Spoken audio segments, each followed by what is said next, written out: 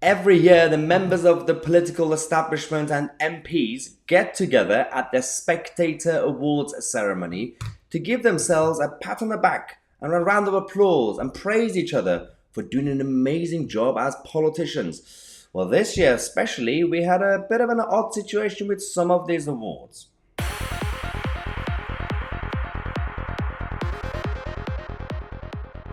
Welcome back to the show, everyone. This is funny. The Spectator do these awards every year for MPs, and nobody cared that much really until now because it's just been a normal routine. And now, with all the polarization that's happening in politics, and everybody's against everybody, and red, blue, left, right, up, down, cultural wars, and everything, right? Some of these things are getting exposed more because some of it is getting a bit cringy. So I'm going to go through the awards that happened last night for the MPs and give you my reaction to some of these awards because, for example, we had Jeremy Hunt, who was, I believe, the survivor of the year. But you will be surprised to see some of these awards and praisings. So this is oh my God, look at this. Look at the absolute state of these politicians. It's basically the elite congratulating the elite. They try sometimes to find that underdog MP that does a special job and give them some sort of award recognition. But in reality, every single person on this list are the celebrity MPs. They're the ones that get all the attention. The quiet MPs that just do a good job as backbenchers, they don't get anything really. So let's just go through some of them. Chancellor of the Year, Rachel Reeves. She's actually the Shadow Chancellor, but so the Chancellor of the Year award is basically based on something that's economics. You come up with some good economic arguments, and they thought Rachel Reeves is a good example. Not that they should have picked the Tory Chancellor because they were also being terrible, but are you kidding me? Okay. Resignation of the Year, Sajid Javid. So this is simply political gossip. This is a classic Westminster bubble fun story. Ooh, who resigned better this year? Let's talk about that. People are sick and tired of this because they keep focusing on this trivial stuff. Okay. Minister of the Year, Ben Wallace, the Defence Secretary. I'm not surprised about this one.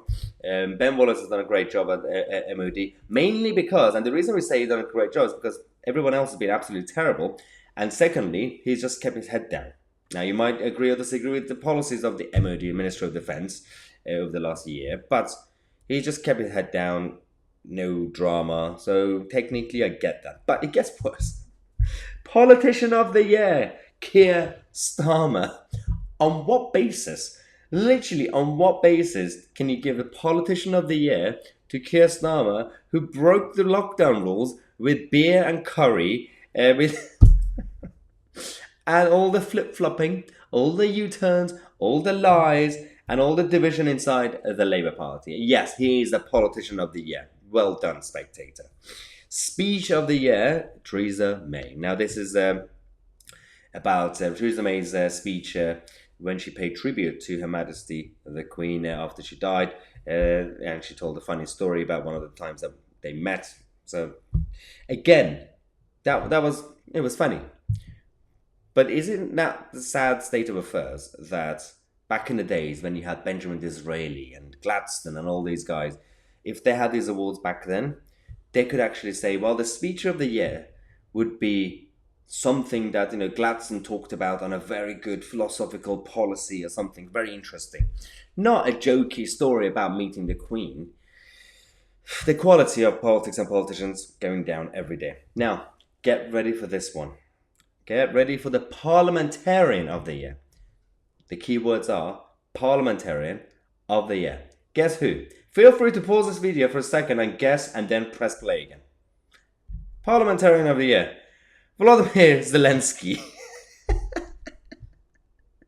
Zelensky is the parliamentarian. What? I mean, is this literally the West taking over Ukraine? And is Ukraine now a constituency of the UK? I knew Boris was going there a lot, and now Rishi Sunak travels to Ukraine a lot. Are they signing some sort of constitutional agreement to get Ukraine to be a Obviously, I know that the whole thing is symbolic, saying, oh, yeah, Zelensky is one of us. Parliamentarian of the Year. He's the president of a foreign country. But Rishi Sunak is also received the best comeback, best political comeback of the year. They couldn't say the best political coup of the year, so they had to say the best political comeback.